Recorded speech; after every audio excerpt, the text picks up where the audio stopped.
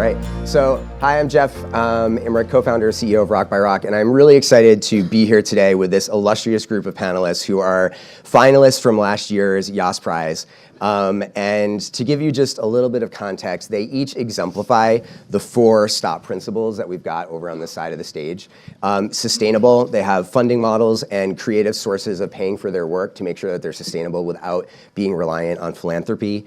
Transformational, the way that they approach innovation and education is so grounded in students and making sure students get everything they need in a really transformative way.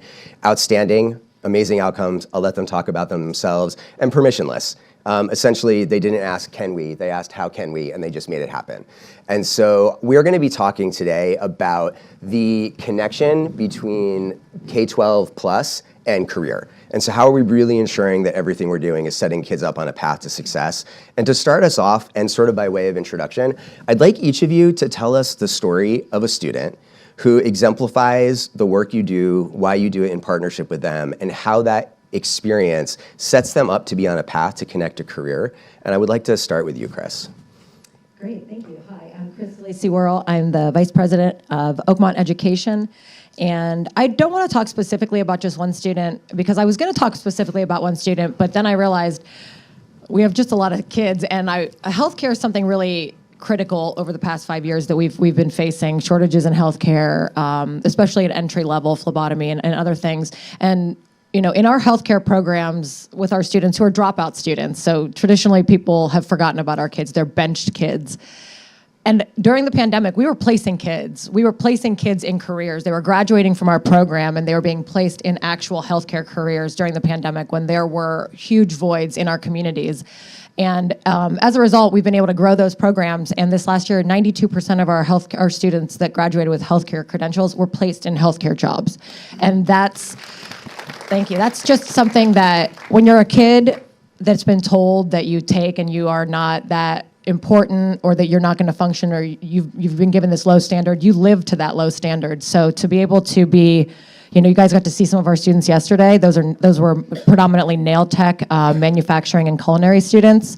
We're meeting kids where they are and giving them careers that they're interested in, not that we are interested for them. So I'm sorry I didn't go specific, but that's kind of was important to convey. Yeah, I love what Cris said. We're asking our kids what they want to do and then creating those pathways for them. And we get to do that every day at the SailFuture Academy. My name is Michael Long. We're based in St. Petersburg, Florida. A couple of kids that I was working with this past week, they're finalizing the first term of the year, where they spent all term building resumes and cover letters and doing research and outreach to employers for them to spend the next term, the next 5 terms with during their 11th grade year. So Caden found a local welder who's less than a mile away from the school. His name's Jeff. They build beautiful marine solutions to all kinds of different yachting problems, docks, whatever. And so he's going to be working with Jeff twice a week as an 11th grade student, making $15 an hour, and we're credentialing all that experience for him to count towards his high school graduation requirements. And we get to do that with 25 other Cadens right now, just this term alone, and then also a similar experience with our 12th graders. We get to work in any field that our kids are interested in, and then match those interests with an employer, and then we put that responsibility on them to go and actually do the research, make those connections, and then help facilitate that and credential their experience. Awesome. Hey everybody, my name is Aaron. I lead Uncommon Construction. We're based in New Orleans and also operate in Minneapolis. If you're not familiar with what we do, we host an apprenticeship program for high school students. So we take kids from different schools around the city, hire them as W-2 employees. They're paid and they earn school credit for building a house or another project together. We sell the house and match their checks with a scholarship. And so I'll tell the story of Josh. So Josh completed 2 semesters with our organization before he graduated high school, which means that he built 2 houses before he graduated high school. Went on to go work with one of our industry partners, a local regionally operating commercial general construction company. Cut his teeth with them for a couple years while they supported him while he was also going back to school, studying general construction to get his own license. And he started his own business at the same time. called Boundless Task Force LLC, who we hire as a subcontractor. And so Josh is a owner, right? Not a laborer, right? He's not a helper anymore. So we fast-tracked, his path to, fully self-actualizing in his career path of his choice, right? Which is really, really awesome. And we did that in a way where he had financial skin in the game. And he's actually at a place right now where we can turn to our various industry partners and hook him up with the next level of his business development, right? Like he wants to hire his cousin as an employee, so he's thinking about workers' comp insurance. So we set him up with an insurance provider, right? And so it's that sort of like ongoing story, ongoing relationship that I think is particularly special in terms of like virtuous cycles that we can inspire and create by following the interest and passions and skills of our young people. Yeah, that's awesome. Thank you for sharing those. I think one of the missions of the Yass Prize and the Yass Prize movement is really surfacing best practices and innovators who are doing this type of transformational work, so that others can learn from it and replicate it, or so that you can actually grow yourselves. And so I think it'd be fair to say that in addition to your work being transformational, the experience of being a finalist was transformational. So let's talk a little bit more about that. Cris, going to go to you again to start, but you all are expanding into Iowa. Tell us a little bit of like what is that expansion looking like, and what are the conditions that enabled that growth to happen? Yeah, I would say that being a part of this experience has amplified the access we can give to our students in a way that nothing has. And the access is like just critical. So we met the governor of Iowa through this prize, through the Yasses and Jeannie Allen here, and she simply just said, it was in DC, and she said, you need to be in Iowa. We need you to do this with dropouts, with career paths and credentialing in Iowa. And usually people say that, and you're like, sure, yeah, we need to be in Iowa, great. She meant it. She meant every moment of it. And within 6 months, we were in Iowa. We were looking at buildings. We fast-tracked it by an additional year. Something that normally takes us 2 years is going to take us less than a year. And that opportunity, we had our heads down for a long time, and I think that this gave us the confidence to say, like, this is actually really transformational work, and our kids deserve this spotlight, and our students and our staff, the people that are actually driving this work, deserve this spotlight. And so we are moving into Iowa, and the benefit of the Yass Prize for us is we're not just moving into Iowa alone. We're moving in with the Yass family and the Center for Ed Reform, but we're moving in with our partners from Rapunzel, and our partners, we're now printing 3D prosthetic legs for amputees in developing nations with Chickasaw City Schools that was another finalist. So we're bringing the best of everything that we've had to kind of piecemeal thus far to date. We're bringing the best foot forward, and we're setting a tone and tenor in a state where there is nothing. So not only is it an opportunity for us to do, we're changing it. We're gonna set what quality looks like to serve dropouts in Iowa. We're gonna be the first program there. And that's thanks to this incredible experience. So it's given us the confidence to know that our kids deserve it and they're worth it. So it's been awesome. That's amazing. Aaron, you have said that very intentionally you are not set up as a school. So you sit sort of at the intersection of school and industry partnership. Tell us, why did you make that choice? And then how has that choice enabled partnership and growth for you all? Yeah, thanks.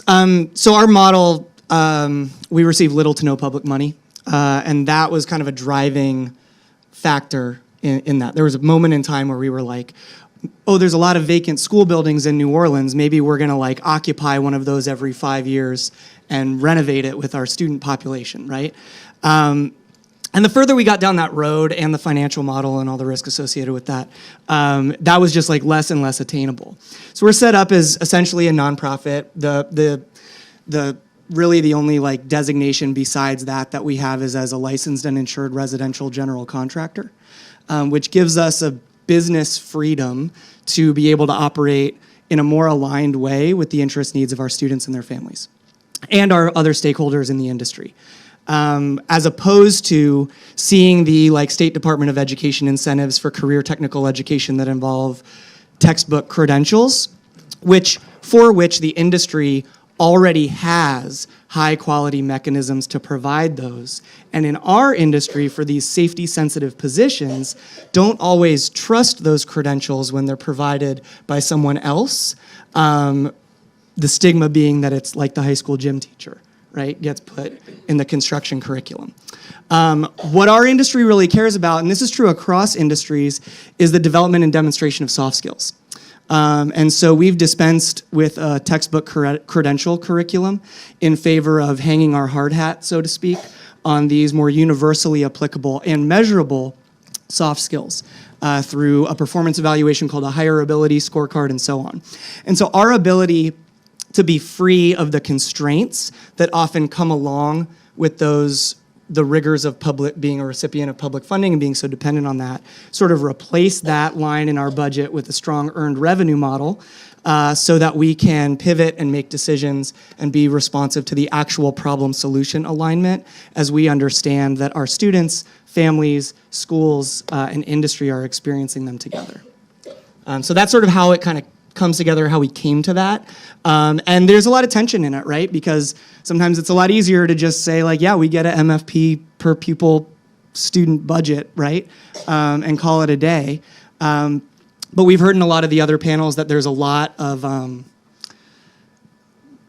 money gets lost or misallocated or isn't necessarily as effectively used as it could be. And so we've been able, to do a lot with probably less financial resources and then experience some pretty transformational outcomes as a result.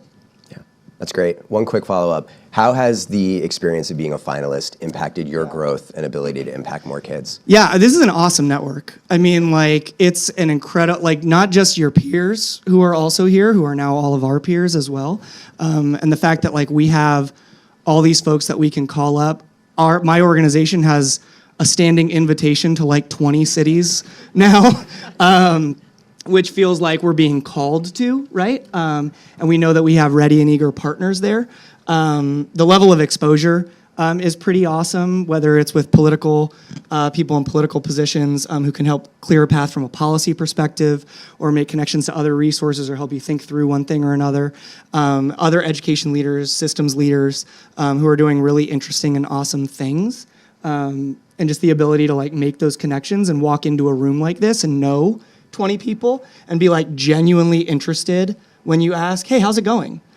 That's really, really cool and rare in sort of professional learning communities, especially at a national scale like this. And it's experiences like the Yass Summit here, the Accelerator in Miami, the various events. We were just together last week in New York, that it's genuinely so good to see you, right? And we have things to catch up on. And how's this thing going? Yeah, well, most of the time. And you can develop a rapport with Jeannie Allen where you can tease her like that from a stage with a microphone. And it's all love and laughs. It's great, right? And so these relationships and contacts are really authentic and supportive, and their wins are your wins. And we really want to reach out and help each other up because everyone, we want to make sure everyone else's cool thing that we just learned about is seen and celebrated, right? So there are needs everywhere for the work that you do, and you can build a house or a building in just about any setting. There are a ton of folks who need the type of career and dropout support that you all provide all over. Mike, not everybody has access to a boat, and not everybody has access to water. So tell us a little bit about how you approach the work at SailFuture in terms of credentialing and connections to career readiness, and how can folks take lessons from what you're doing if they don't have access to the boat or the ocean? Yeah, so the first thing I would say was what everyone up here is already doing is listen to your kids. They will tell you what it is they're interested in, and then find a way to get them involved in the things that they are interested in. And I think that's a thread that connects everyone in our finalist group, and I'm sure it's a thread that connects every semifinalist here because Jeannie and the team have made sure to find folks that really love kids. And that's at the heart of everything that we do. One of the coolest things we get to do with our kids is quite literally sail around the world with them on a 100-foot school ship. That was something that we started doing about 10 years ago as an alternative to incarceration, and we kept that model now working with every kid that you could imagine and quite literally shattering the way they see the world through a 7-week program that takes them to a dozen or so different ports and half a dozen different countries, and they get to do volunteer projects there. There's a whole onboard curriculum that is tied back to the things that they're doing at school, and they come back a very heightened and better self-actualized version of themselves because they've had some time to completely separate from their day-to-day and think about who they are and who they want to be. And you don't need a boat or a big body of water to do that. The most important ingredient there is nature, which we can all find in some way, shape, or form, whether we're in New York City or in Wyoming. And you need loving people and really good mentors to lead you through that process. Yeah, great. And how are you thinking about credentialing and competencies in terms of setting your kids up to be successful after they leave you? Yeah, so the way we think about the high school experience is that our responsibility is to prepare you to go and start your career immediately after you graduate.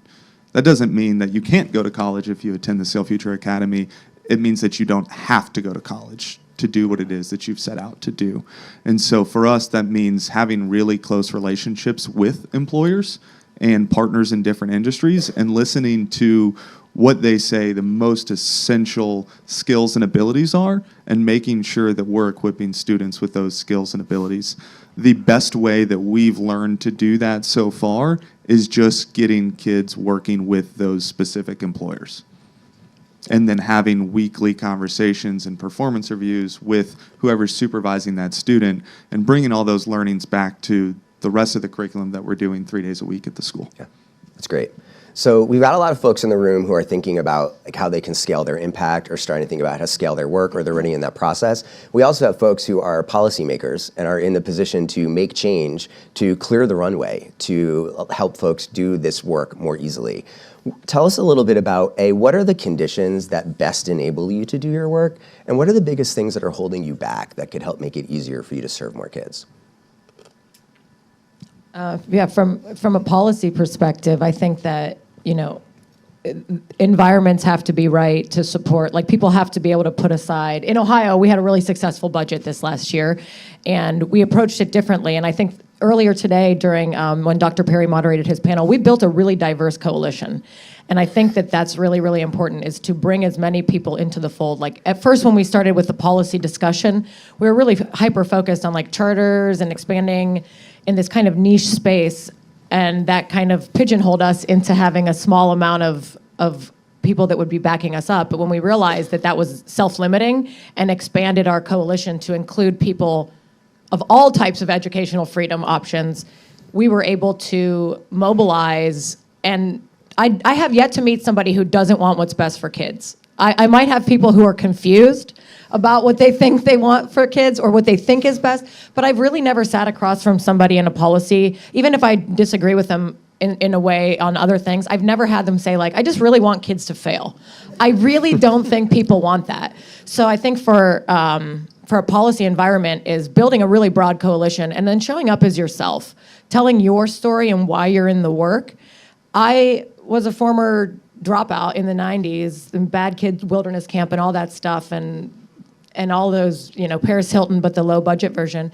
And it was telling my story and not being ashamed, like just to be able to share why I'm in this work, why I behave the way I do in this work, why I show up. And I think that we oftentimes are telling our students to be themselves and be proud of their journeys when we have not been self-reflective on that. So that was, for me, a pivotal point, was to start sharing my broken pieces, to share how we could fix it.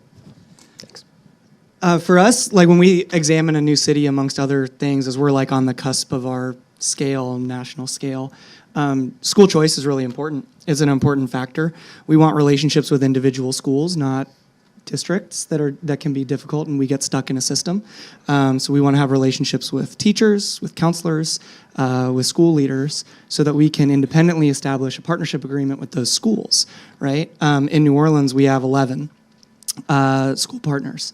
One of those is a homeschool collective, right? We also have partnerships with other community-based organizations that can then take the place of the school and will broker the course credit allocation with the school that they may have a partnership with, right? But we have 11 schools, and we also know that there are some schools in our home city in New Orleans that are not mission aligned, right? To Mike's point, like when we tell them that their students won't hear that they shouldn't go to college, but might hear that they don't have to, that we fall out of alignment, right? And they need to know that their students are going to hear other things like that. Not from like a top down, but oh, you're interested in architecture? Well, there's a faster path to that doesn't involve 5 years of school. That's studying drafting, right? And you can actually learn that kind of on the job. And so there's other ways to go about doing it. So I would say, like from an education perspective, knowing that it's a landscape where school choice is possible, and there's independence within the actual building, or absence of a building, like our homeschool collective. The similar situation is true in Minneapolis. We have actually a mix of charter and district-run schools that we're working with and talking to, which is actually really neat up there. And so taking that, even one step further, you take students from all 11 of those schools, and they can shed their identity, their school-based identity, their neighborhood-based identity, and come together to become a crew on the job site that achieves and accomplishes a lot of things that most grown-ups don't know how to do.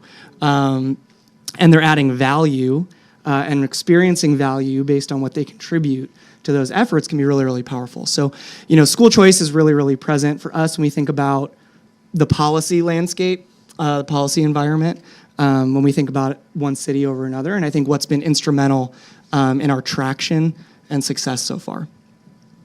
I've thought about this a lot since being a part of the Yass community, and there's, I think, 3 big things that come up for me as conditions in Florida, where we're based, that have allowed us to do what we do, and that if any one of those conditions were to change, what we do would be in jeopardy. The first Janine mentioned is funding. Right? We have a wonderful voucher program in Florida. It's been, a highlight for many other states to follow. We receive about $7,100 per student in that voucher program. Our district receives about $21,000 for that same student, absent of any other federal dollars that would follow that kid based on their zip code. So, one, we're lucky to have funding just available whatsoever to go to a private school, right? That's huge. We wish it were more. Florida, we need to fix that. The second is we're even allowed to be a private school and do things the way we do without significant requirements and regulations governing how we do what we do. So Florida has done a great job of creating an environment that allows for innovation because there are not cumbersome requirements put upon those private schools. We're not told what to teach or how to teach it. We may have some requirements for how many school days that the building is open. We may have some requirements for safety. Those things should exist. Telling us what to teach, how to teach it, when to teach it should not. Telling us that we have to be accredited in this way or that way should not. So I would say Florida is a good example of a state that has created a space for innovative things like what we do at SailFuture to exist. That's why you see a number of different Florida semifinalists here. And the third thing that I think is really important for us to think about is measurement, right? A lot of folks up here at different points talked about accountability. Parents holding districts accountable, legislatures holding districts and specific schools accountable to outcomes. We need to get much better about what we measure and how we measure it, and really being thoughtful about what those metrics are and how we are creating a structure of accountability. Because a lot of times what I see is everyone focusing on, let's say, a high school graduation rate as the most important thing. And what we saw in our district is our high school graduation rate was, 55% for a while. And then there was this amazing Pulitzer-winning expose that the Tampa Bay Times did, just beating the crap out of the district. And what the district ended up doing is just making it easier for those kids to graduate with alternative pathway diplomas. So the literacy rate is still the same. The math comprehension is still the same. The absence of any connection to real opportunity after high school is still the same, but the graduation rate has improved. So everybody now thinks, hey, things are better, and nothing's actually changed. And so funding being available, having the right regulations in place for innovation, and then really being thoughtful about what we're measuring. Yeah, that's great. Though the work you're all doing is really hard. And I've heard you talk about this a little bit before, about how when you're doing something innovative, there's a risk, right? There's always a risk that it's not going to work. And the consequences are real because we're talking about kids. But at the same time, we have a lot of kids who need access to better and different opportunities. So how do you navigate risk aversion and fear of failure in the work that you all do? Well, I build houses with teenagers. So the fastest answer to that is insurance.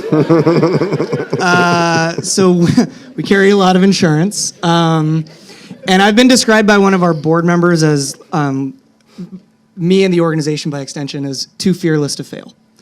And there's something that's like bootstrappy about our industry and all that stuff. And there's a lot of metaphors that we could, pull from and all that. But, you hear people say nothing to it but to do it and all this kind of stuff, right?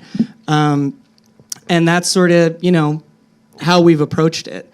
And so when we're risk averse, right, when we think, okay, well, what do we have to do to make this less risky, right? Or how can we articulate what we are doing in a different way that assuages some of the concern, right? Before we go purchasing real estate and all of the materials that go on it, right? Like a common question is like, what if the house doesn't sell, right? Those kinds of things.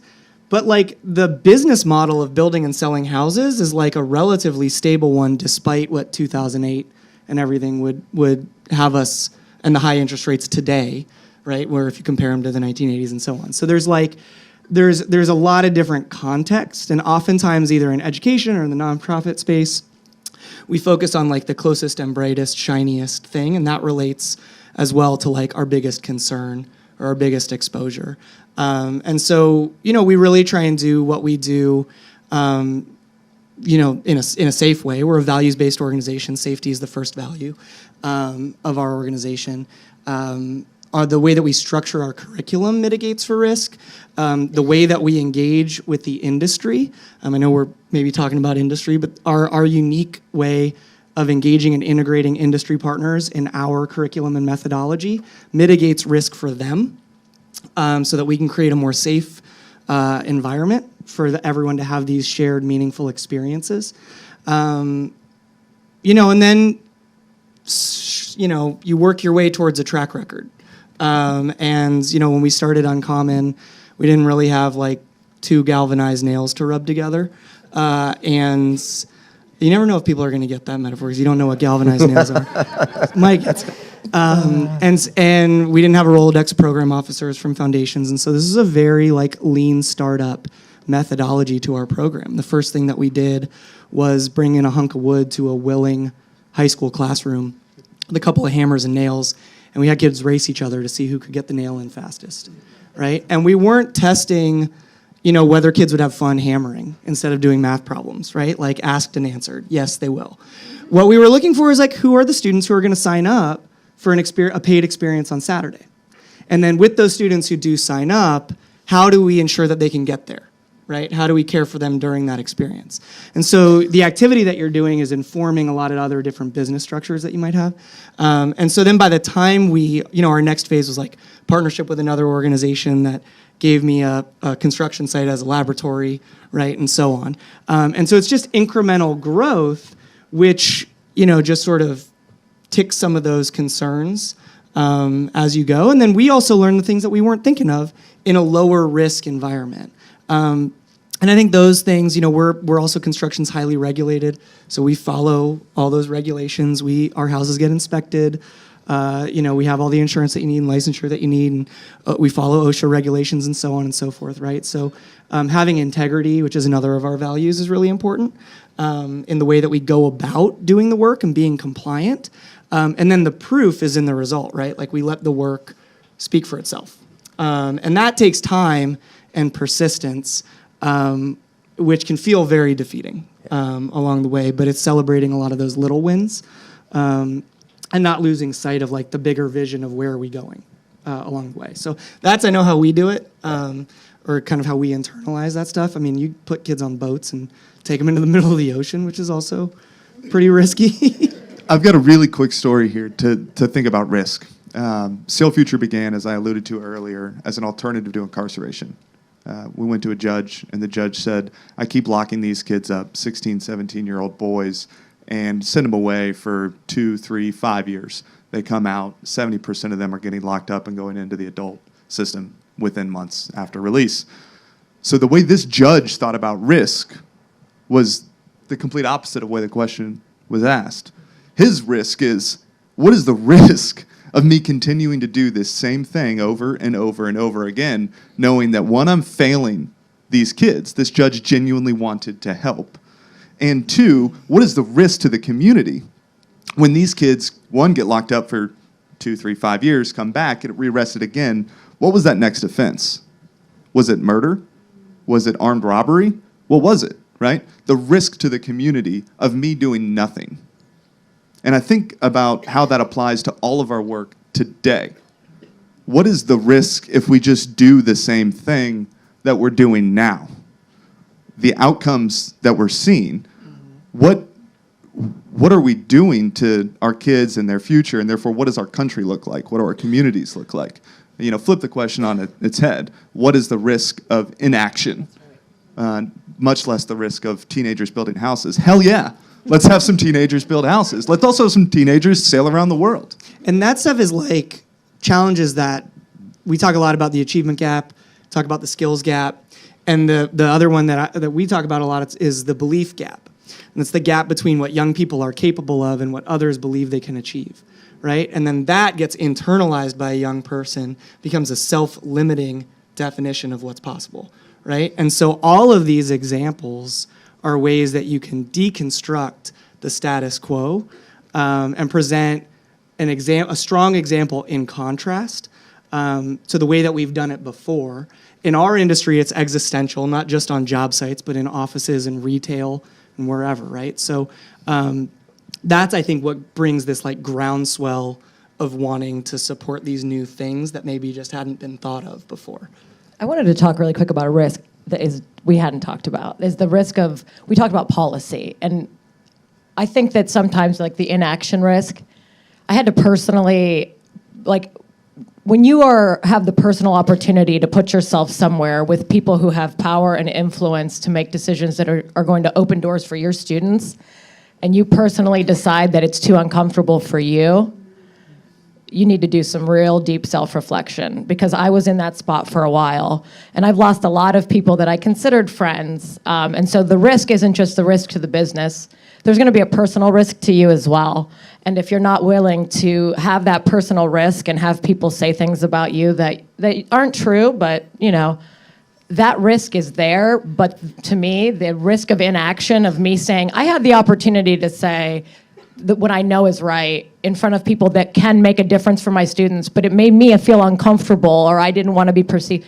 You've got to get that out of your head. So if you want to be with people who agree with you all the time and that are ride or die, this is not for you, because there's going to be people that you thought were your friends that are throwing chairs at your feet and not inviting you to things and calling you names. And I think that risk is a risk worth taking, because, you know, it opens opportunities for our students. If we didn't go out and sit with people that we disagreed with and learn from them and value their perspective on why they're coming from the perspective where they are, we wouldn't have graduated 1,100 kids last year. Those kids would be somewhere else because they shut the door on me when I show up to change policy.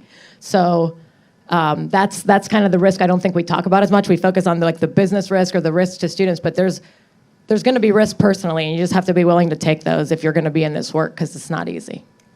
Yeah, thanks for that, Cris. We've got a couple of minutes left. So last question, parting words of advice, or something I haven't asked you about that you'd like to share in the next, you have about 67 seconds each. Oh, me? I don't know. Nobody ever wants words of advice. So something that you haven't asked about, the impact that the Yass Prize, being a finalist, has had for us was really tangible.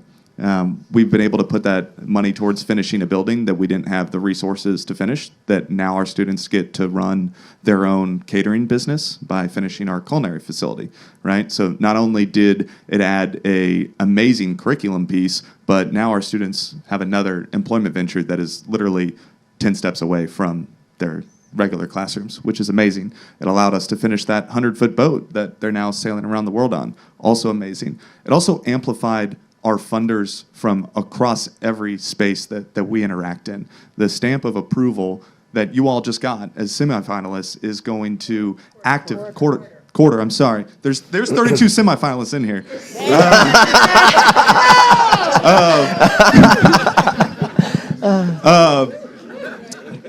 But it's huge, and leverage that, because it's a great brand to associate yourself with, and it will activate the people that are already behind you and give them another fire under them to support your work. Yeah, just really quickly, this prize gave us the opportunity to hire the lead expert in micro-credentialing and resiliency and mentoring from the University of Dayton. So we hired him, and he has developed the first curriculum for our students and our workforce partners who are teaching their staff how to communicate with our students through micro-credentials in resiliency pathways. And that is something that when we go to talk to people, they're like, I can't believe you guys are doing that. No, and I'm like, we're doing it because of the Yass Prize. That's why we're doing that work. We could not have hired that person. People weren't thinking about how mentorship and resiliency impacts kids positively, especially kids like we serve. And now we're going to have data to show it, because we were able to hire somebody. We were able to implement this program. It's brand new. And I think we're going to be able to use that, just not us, but like other people will be able to use that in their schools as well. So I don't think I can talk about how just being here is going to change things for you. You won't even notice it for a while. I would say there's plenty to talk about in terms of like our program model design, the way we engage with industry and think about our model for learning and earning with young people. So just like welcoming that conversation this afternoon or at the party tonight, like we're all here, let's get to know each other. So in the spirit of that also, something that they said to us a lot last year when we were in your chairs was like, you're all winners, right? And it's like, yeah, we'll find out tonight if we're all winners.